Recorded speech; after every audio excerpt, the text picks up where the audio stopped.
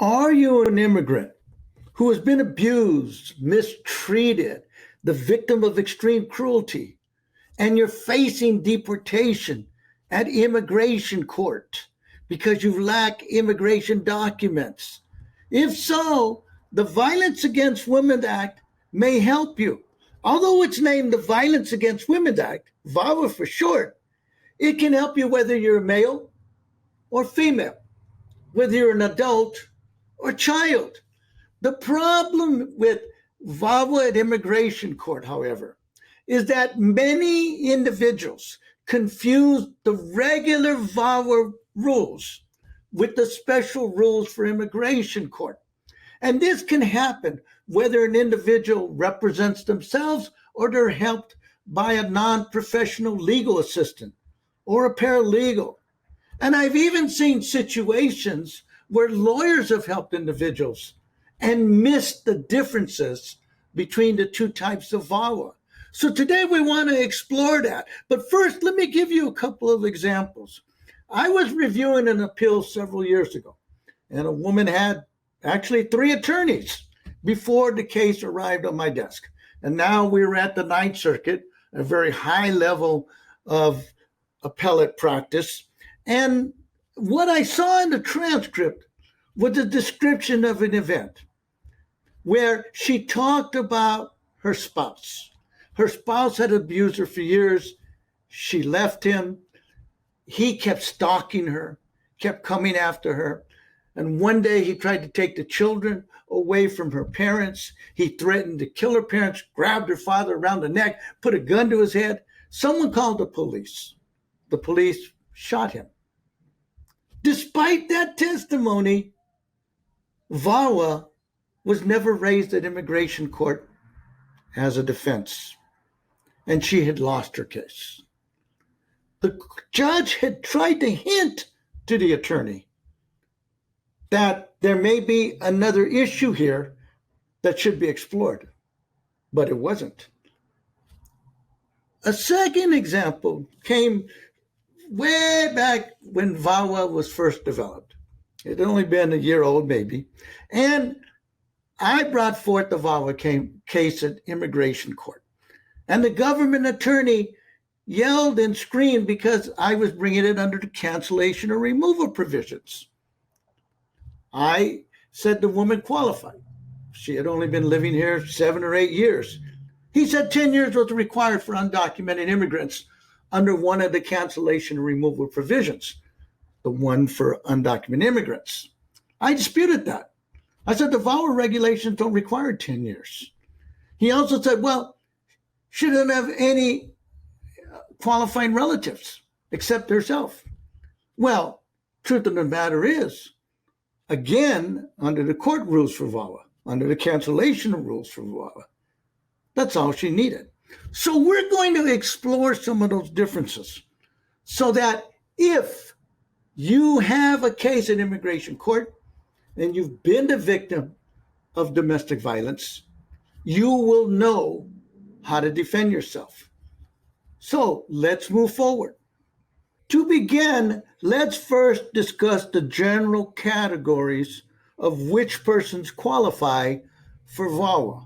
1, abused spouses of U.S. citizens and lawful permanent residents. 2, abused children of U.S. citizen parents and lawful permanent residents.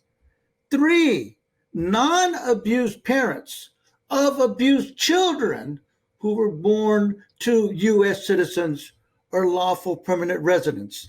Now, those are the 3 main categories that we're going to discuss.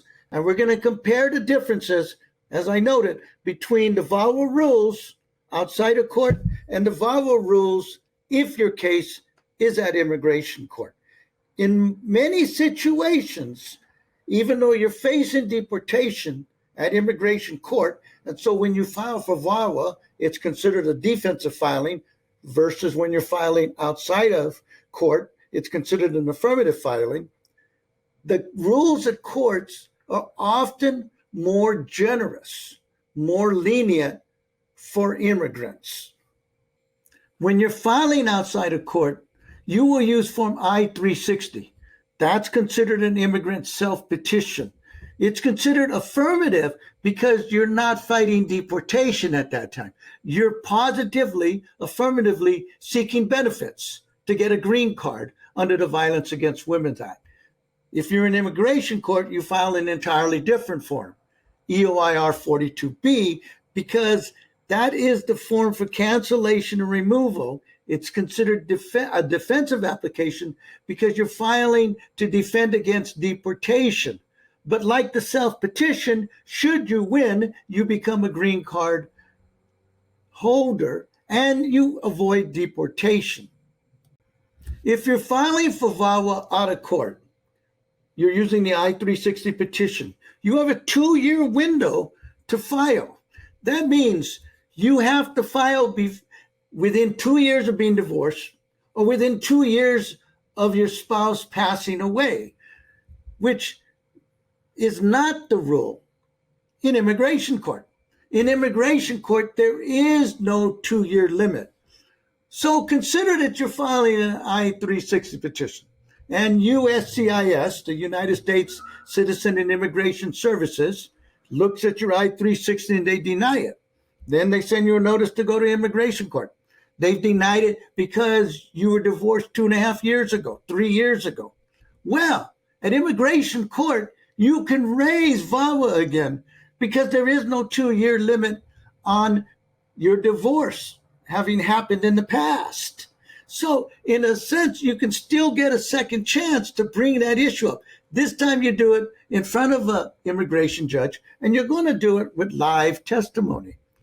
A second difference has to do with abused children. If you're an abused child and you're filing for VAWA because your parent, your lawful permanent resident parent, or your United States citizen parent has abused you, then your application has to be filed before you're 21, and you have to be unmarried at the time, or it will be denied on mere statutory grounds that you don't qualify, you don't meet the regulations. On the other hand, if you're in immigration court and you were an abused child, but now you're an adult child, you're over 21, and maybe the abuse happened several years ago, you can still qualify to file for VAWA under cancellation or removal, even if you're married and even if you're over 21. Here's the third difference that you should know. If you're a non-abused parent, that means you haven't been harmed physically. But in reality, think about it. If your child's been abused, you've been abused psychologically at minimum. But anyway, you will be considered a non-abused parent. Your child's been abused, you've seen the abuse, the child has suffered. The child had to be under 21 at the time and unmarried for you to file a VAWA application under the I-360 as a non-abused parent. At immigration court, it's vastly different. Not only can you be non-abused, but maybe you never even married the U.S. citizen or lawful permanent resident. Under the I-360, you have to be married at the time the child was abused. In immigration court, it's different. You may have never married, although the abuse still has to have occurred when the child was under 21 and unmarried. So you do have a sort of limit there, but it is still broader than the I-360. So in those respects, filing for VAWA at immigration court gives you a little more leeway in terms of going forward and defending yourself than the mere I-360 application, the affirmative application. Before closing, I'd like to go over one more aspect of differences. This time I want to compare the VAWA cancellation provisions with the regular cancellation provisions for undocumented immigrants. There are 3 cancellation or removals. One is for individuals that are already permanent residents. That's not the one we're talking about here. Then there's another cancellation or removal set of rules for undocumented immigrants. And then third, there's a cancellation or removal rules for individuals seeking protection under VAWA. And by the way, they're also undocumented immigrants. So let's talk about the difference between the cancellation or removals rules for undocumented immigrants and for VAWA applicants who are also undocumented immigrants. There's three main changes, three main differences. First, there's a requirement of how long an individual has to have resided in the United States before filing their application in immigration court. Under the regular cancellation or removal provisions, it's 10 years of continuous residence. Under VAWA, it's 3 years of continuous residence. And under VAWA also, there's an exception if the person's been forced to leave the country and it's connected to the abuse. But in general, there's 3 years of continuous residence that's required. That's far less than the 10 years required for the regular cancellation of removal provisions.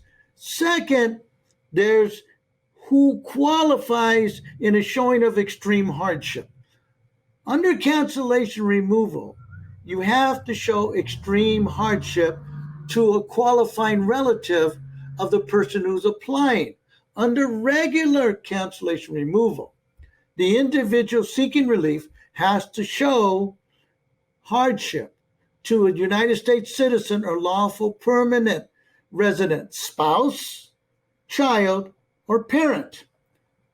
Under VAWA cancellation removal, the individual that's been victimized needs to show extreme hardship to an individual that is either their parent or their child, or to themselves. Under the regular cancellation removal provisions, self doesn't count. Self is out the picture.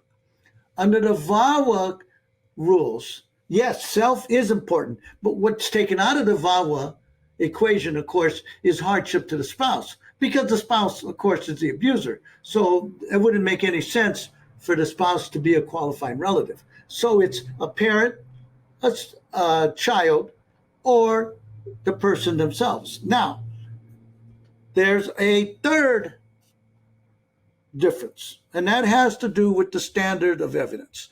Under regular cancellation removal, the standard is exceptional and extremely unusual. Under VAWA cancellation, it's extreme hardship. Difference between exceptional and extremely unusual, the courts have said, is more difficult. Personally, if you watch any of my videos on immigration court procedures, you know I disagree with it. I think it comes down to the evidence. Extreme hardship, exceptional and extremely unusual hardship, both of those are very high standards, and you need very strong proof for it. If you want to know the difference between those two standards, you may want to see one of my hardship videos. I'll list it below in the comments below this video, so that if you want to find out more about the hardship standards, you can watch one of those videos.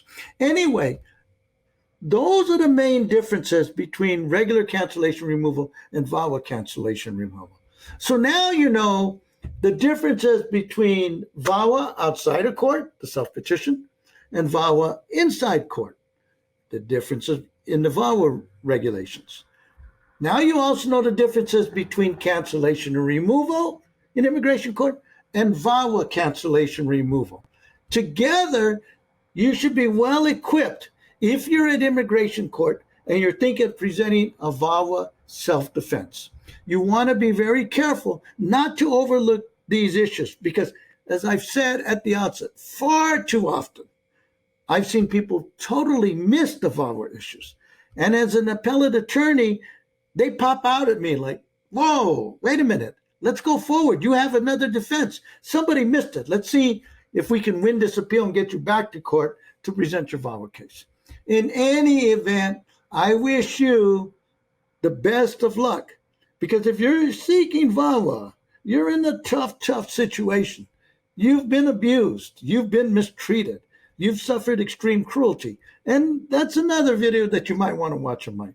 I have a video on extreme cruelty, because not all domestic violence has to be physical in nature. If it's extremely cruel, you can prevail. In any event, I wish you the best of luck. I hope that you win a green card. I hope that you avoid deportation. And I hope down the line that you say, wait a minute, I want to become a U.S. citizen. Take care and good luck. Thanks for watching. Know someone who might be interested in this video? Then please take a moment to like and share it with them. Also, if you would like more videos on immigration, just click on the subscribe button. And here's a little bonus, a short guide that you can download for free by clicking on the link on the description box or the square-shaped image. Plus, if you have ideas for videos you'd like to see, write a short comment below or feel free to contact me at carlos@BataraImmigrationLaw.com. My name is Carlos Batara. I appreciate your time and hopefully we'll be talking again very, very soon.